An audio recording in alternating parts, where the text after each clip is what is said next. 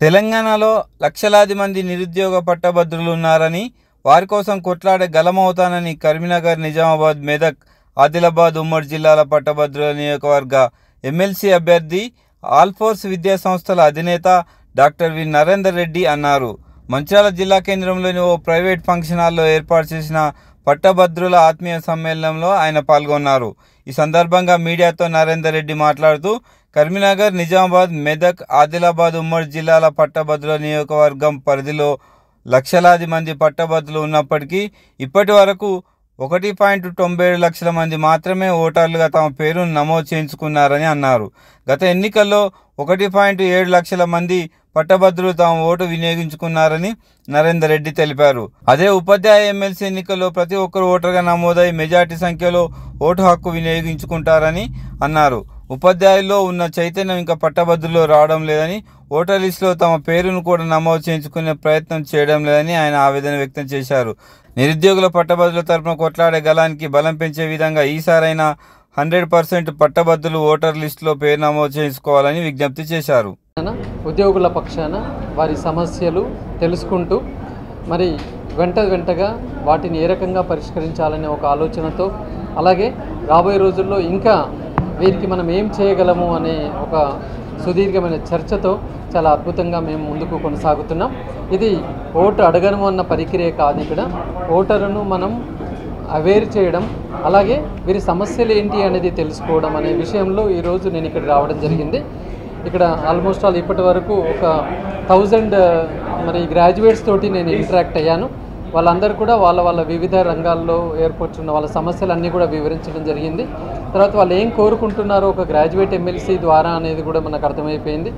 కాబట్టి మరి ఇక్కడ వచ్చేసిన పాత్రికేయ మిత్రులారా, ముందుగా మీ అందరికీ నమస్సులు తెలియజేసుకుంటూ, మరి 34 సంవత్సరాల నుంచి విద్యా సంస్థల్లో మరి ఆంధ్ర కార్పొరేట్ విద్యా సంస్థలకు ధీటుగా సంచలనమైన ఫలితాలను అందిస్తూ, తెలంగాణలో కూడా మనకంటూ విద్యా సంస్థలు ఉన్నాయని ప్రూవ్ చేస్తూ, మరి డిసిప్లిన్కు మారుపేరుగా, ఫలితాలకు మారుపేరుగా ఆల్ఫోర్స్ విద్యా సంస్థలు పేరెన్నికగన్నదన్న విషయం మనకు తెలిసిందే. మరి ఇప్పుడు ఆల్మోస్ట్ ఆల్ నిరుద్యోగుల విషయంలో, ఉద్యోగుల విషయంలో కూడా మనం ఇంకా ఎందుకు చొరవ చూపకూడదు, ఒక విద్యావంతులు ఎందుకు రాజకీయంలోకి రాకూడదు అనే ఒక ఆలోచన అనేది నన్ను ఈ గ్రాడ్యుయేట్ ఎమ్మెల్సీలకు రావడానికి మరి ప్రేరేపించింది. ఇప్పుడు ఖచ్చితంగా ఒక డిసిజన్లో నేనున్నాను. ఎందుకంటే అసలు వింటా ఉంటే సమస్యలు కోకొల్లలుగా ఉన్నాయి. మరి ఏం జరుగుతుంది అనే అర్థం కాని పరిస్థితి. ఇప్పుడే కోర్టుకు వెళ్ళి వచ్చాను. అక్కడ ఆల్మోస్ట్ ఆల్ వారు 15 సంవత్సరాల నుంచి మాకు ఒక సొంత భవనం కావాలి కోర్టుకు అని చెప్పేసి అడుగుతున్నారు. అక్కడ అరకొర వసతులు, కనీసము మహిళా క్లయింట్లకు కూడా అసలు వాష్రూమ్కు పోలేని పరిస్థితులు అక్కడ ఉన్నారు.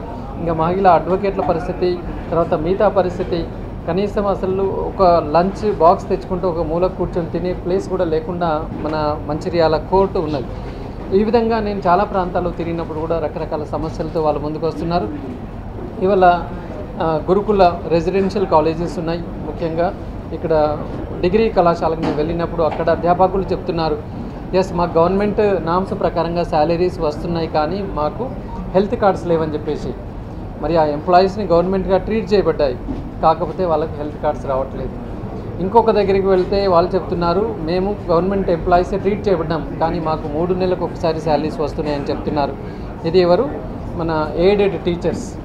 అట్లాగే గెస్ట్ ఫ్యాకల్టీలు కలుస్తున్నారు. వాళ్ళు చెప్తున్నారు, కళాశాలలో పనిచేస్తున్న గెస్ట్ ఫ్యాకల్టీ మరి మమ్మల్ని రెగ్యులరైజ్ చేయాలని వాళ్ళు అడుగుతున్నారు. మరి రెగ్యులర్ ఎంప్లాయీస్ అడుగుతున్నారు, మాకు 4 డిఏలు పెండింగ్ ఉన్నాయి, అవి కూడా మరి రావాలి సార్. ఎందుకు పెండింగ్ పెట్టాలి? అసలు ప్రతి 5 ఏళ్ళకు ఒకసారి ఎన్నికలు తూచా తప్పకుండా వచ్చినప్పుడు మాకు రావాల్సిన పీరియడ్లో మా డిఏ రావచ్చు కదా, దీని గురించి మేము ఉద్యమాలు చేయాల్సిన అవసరం ఉందా అని చెప్పేసి వారు అడుగుతున్నారు.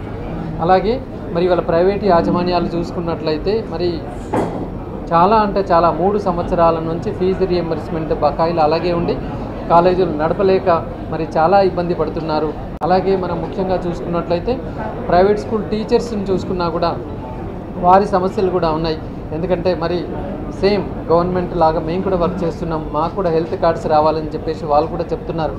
ఈ ప్రకారంగా ఒక్కొక్క దగ్గర ఒక్కొక్క సమస్యతో మనం ఉన్నాం. మరి ఒక చదువుకున్న వ్యక్తిగా, మరి వీరందరితో పరిజ్ఞానం ఉన్న వ్యక్తిగా, గ్రాడ్యుయేట్స్ తరఫున పట్టభద్రులకు బాసటగా ఎందుకు ఉండకూడదు అని చెప్పి ఆలోచన కొద్ది నేను ముందుకు వచ్చాను.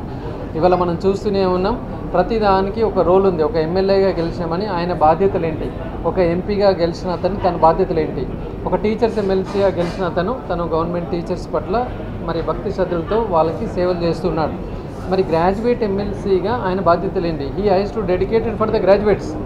కానీ గ్రాడ్యుయేట్ ఎమ్మెల్సీగా ఇంతవరకు జరిగిన పరిణామాలు చూసుకుంటా ఉంటే ఎవరు కూడా గ్రాడ్యుయేట్ పట్ల ఎలాంటి శ్రద్ధ చూపించలేని ఉండబడుతుంది.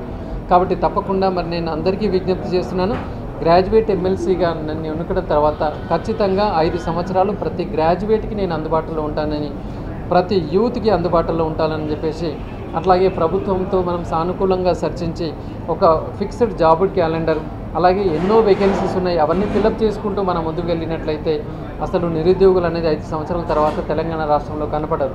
కాబట్టి కొంచెం మనం ఒక సిస్టమేటిక్ అప్రోచ్ అనేది ప్రభుత్వంతో ఉండి మనం చేసుకున్నట్లయితే నిరుద్యోగులను మొత్తానికి కూడా మనం either private or government observe చేసుకునే అవకాశం ఉంది. ఇవల్ల యూనివర్సిటీలలో చూసుకున్నట్లయితే ఒక పీజీ చేస్తున్నాడు, ప్రిపేర్ అవుతున్నాడు, ఇంకా నోటిఫికేషన్ లేవు, మళ్ళీ ఒక పీజీ పూర్తి చేసుకుంటున్నాడు, నోటిఫికేషన్ రాలేదు, పిహెచ్డీ కంప్లీట్ చేసుకున్నాడు, పరీక్షలు రాశాడు కానీ రిజల్ట్స్ రాలే, మళ్ళీ పిహెచ్డీ చేశాడు.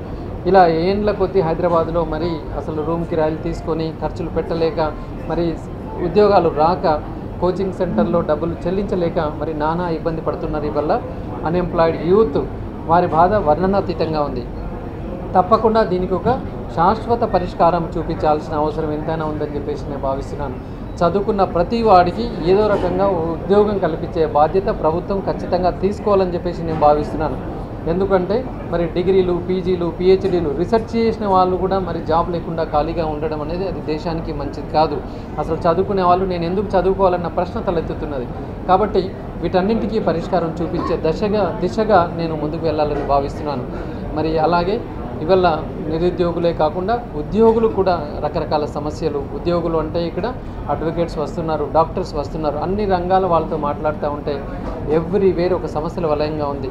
సో తప్పకుండా మరి ఒక మంచి ఆశయం కొద్దీ నేను వస్తున్నాను. నన్ను పట్టభద్రులందరూ ఆదరించినట్లయితే ఎప్పటికీ వారికి అందుబాటులో ఉంటానని చెప్పేసి, ఒక నాయకుడిలా కాకుండా ఒక సేవకుడిగా ఉంటానని చెప్పేసి, ప్రభుత్వం నుంచి వచ్చే ప్రతి పైసా మరి నిరుపేద విద్యార్థులకి, బడుగు బలహీన విద్యార్థులకి, అధ్యాపకులకి, తర్వాత వారికి యువతకు మాత్రమే నేను చెల్లిస్తానని, ₹1 జీతం కూడా నేను తీసుకోను అని చెప్పేసి కూడా ఈ సందర్భంగా చెప్తూ, మరి ఒక ఉద్దేశంతో వస్తున్న నన్ను ఒక విద్యావేత్తగా ఎలా అయితే ఆదరించారో మరి ఇప్పుడు ఈ ప్రజా జీవితంలో కూడా అదే రకంగా నన్ను ఆదరించాలని చెప్పేసి కోరుకుంటూ, అందరూ కూడా ఈ 30వ తేదీ నుంచి ఎన్రోల్మెంట్ స్టార్ట్ అవుతుంది.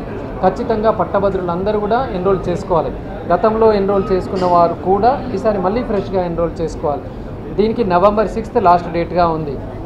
కాబట్టి ఈ 36 రోజుల్లో అందరు ఖచ్చితంగా ఎన్రోల్ చేసుకోవాలి. దీనికి కావాల్సింది Aadhaar xerox and voter card xerox and degree certificate xerox, ఒక కలర్ ఫోటోగ్రాఫ్.